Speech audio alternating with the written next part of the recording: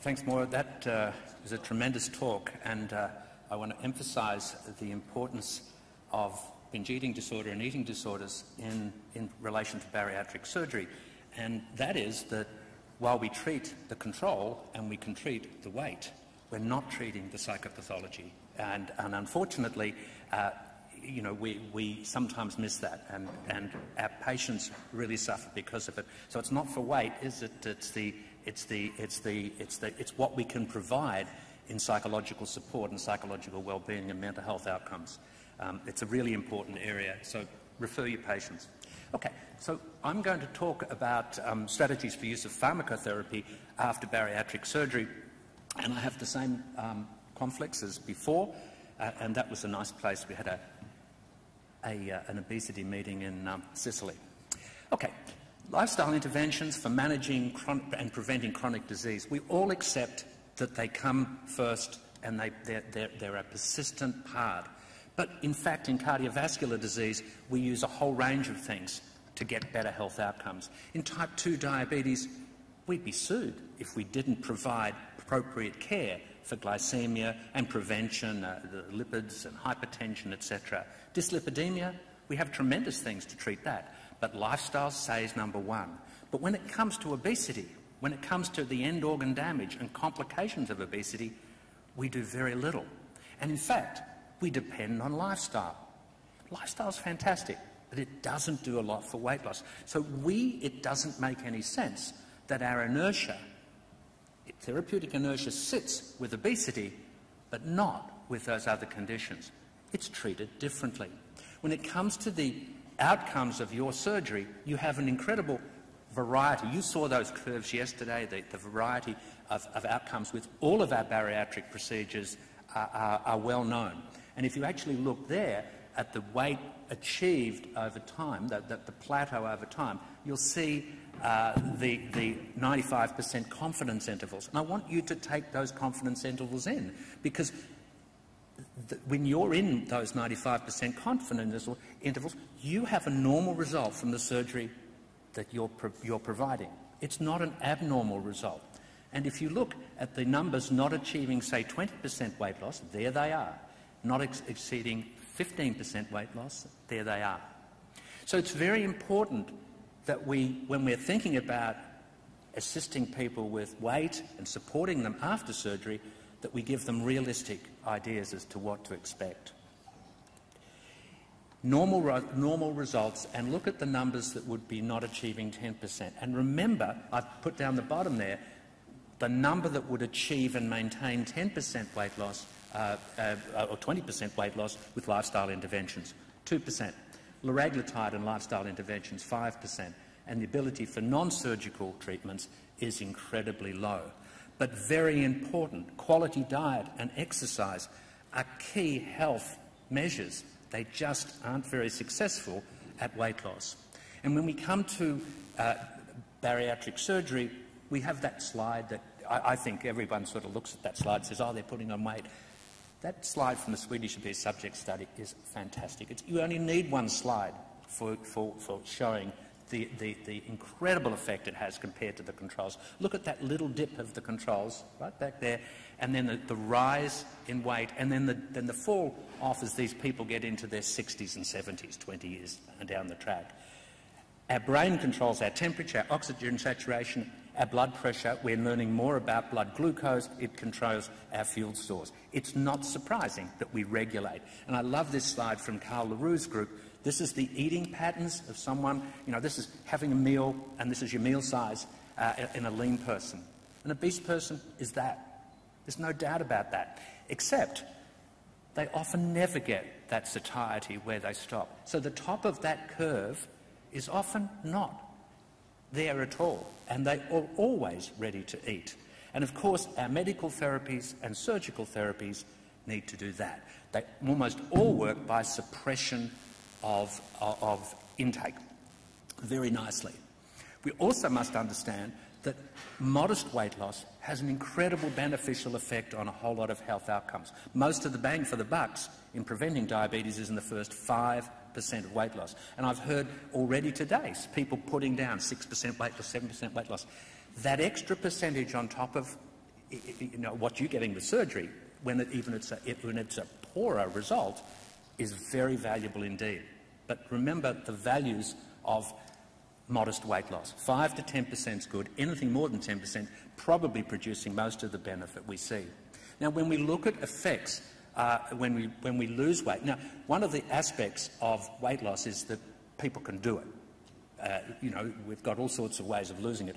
It's keeping it off that's our big challenge. It's keeping it off. And so this is a study, a meta-analysis done by the Swedish group, and you'll see there drugs come number 2 in helping keep weight off after a dietary weight loss of mean 12.3 kilograms. What you see there with meal replacements, they're 3.9 kilograms. High-protein diets, you'll see there is not a significant difference. When it comes, there's a very slight change. When it comes to exercise, sadly, in these studies, you'll see that there's no benefit. It doesn't appear to be beneficial. That's not that we don't promote exercise. It's fantastic for people who've got complications related to obesity, and diet supplements do nothing. This is the old work, but this is work by Tom Wadden. Medications alone, medications with behavioural modification, medications with behavioural modification and meal replacements. So, what do we, and I'm not going to go through the slides that were presented by Bob Kushner yesterday, looking at all the programs that have taken place. I've just highlighted one, which is that study from the United States that looked at a whole group of centres, and they came up with a large number of patients, and indeed you'll see topiramate, 194. That was, topiramate, strangely enough, was the drug that in this study seemed to come out on top. Remember, this is historic, that's going back, drugs, combination drugs weren't around. And there was a nice study on orlistat which actually showed benefit post-bariatric surgery. This was from Switzerland. So, very low-calorie diets. If you don't use them, you're not practicing bariatric medicine. They are very effective. They're less than 800 kilocalories a day. You can see the energy provided. They've got to provide 100% of macronutrients and micronutrients, essentials, and they allow, because of the products we use in Australia, we use them very commonly, we can provide extra vegetables, and we can provide some olive oil to contract the gallbladder. We've got techniques for using these. There are indications and contraindications. You'll see the indications are very much similar to what we would do for drugs. A BMI over 27 with medical comorbidities and BMI over 30. And there are contraindications to using intensive diets. It's not moving, it's not moving. Ah, there we are. Now, one of the beautiful things that I've had the opportunity of working with, that group in Melbourne that Priya put out, those hormones in the New England Journal of Medicine, everyone was shown the slide yesterday, from the same group, Katrina Purcell, who's a dietitian, raised the point about, does rapid weight loss with a very low-calorie diet lead to rapid weight regain? Now, we know that this was proven last century that it doesn't. Rapid weight loss leads to slow weight regain. But only 100% of dietitians she surveyed in Australia said that it was otherwise. So she did the study. You'll see there that they used very low-calorie diets to achieve weight loss. They achieved around 15% weight loss, and you were more likely to achieve that weight loss. See the group that lost 15% of weight over 3 months, and the gradual, for people doing it the right way, lost the weight over 9 months. These were the two groups. They were randomised into those groups. So when you look at it, 80% of people achieved the 15% weight loss with the very low-calorie diet, only 50% with the other. But when they then stopped the program, they weren't allowed to use any more meal replacements or drugs, you'll see over the next 2 years the weight gradually going back on. And when we look at 4 to 5 years out, this is data from Anderson, it's old, it's all last century studies, the people who used very low-calorie diets compared to the people who used low-energy diets, 7.1% kilograms at the end of 4 to 5 years compared to the 2. Less weight loss. Now, the reason why these people have these results is that they learn to use a tool and they'll use it again and again. And here's a lovely Swedish study where they looked at intermittent versus on-demand reintroduction of very low-calorie diets. And you'll see here, first group, we're going to be going back on an intensive phase of a very low-calorie diet for 2 weeks every 3 months. And the other group were told when they reach a particular weight regain after the nadir, they were to start 2 weeks of a very low-calorie diet again. And here are the results. The intermittent group, 7 kilograms weight loss, and on-demand group, 9.1. And this is after 2 years. These are very, very useful weight loss in combination with other things. And of course, we can use drugs with this. I'm going to go back, the interesting thing with this was that men responded to the targeted starting of the diet again with 14.5% weight loss at the end of 2 years. So this is a tool we should use. This is the data that's come out of the Roy Taylor stuff, where very low-calorie diets produce diabetes remission in 40% of the patients. And here the relationship between the use of these diets and remission of type 2 diabetes. And we will often use an intensive phase, say with 3 meals replaced a day, back to 2 meals and a meal, back to 1. Some people will never go off the 1 because they want to maintain their weight loss with all their other lifestyle things. And of course we can flick back to the intensive phase. I have many patients who've used this as a tool to maintain well over 10% weight loss indefinitely. Now, drugs must be also considered, and you'll see the range of drugs that we have here. We need to understand the use of drugs. We need to know each one and how to use it. We need to its indications, its contraindications. We also need to understand that if you're going to respond to a drug, you're going to respond within 3 months on the full dose. And we really should be looking at that stopping rule as if people haven't lost 5% of body weight loss at the end of 3 months on the full dose, we need to think again. We might combine another drug, or we may not. But we have to think that we shouldn't be continuing a drug unless we're getting a response. Now, if someone's actually had a great result with a very low-calorie diet and they've lost 15% of their body weight, and they're not putting weight on with pharmacotherapy, we would consider that's a great result. Orlistat, this is, you know about Orlistat, everyone and probably no one in the audience uses it. This is a study, this is a study went over 4 years. The interesting thing about this study, the placebo group had a bigger dropout rate than the Orlistat group, and over 50% of those in that Orlistat group were still taking Orlistat at 4 years. Rethink Orlistat. Liraglutide, you've heard a bit about liraglutide at this meeting. It's used as 3 milligrams for weight loss.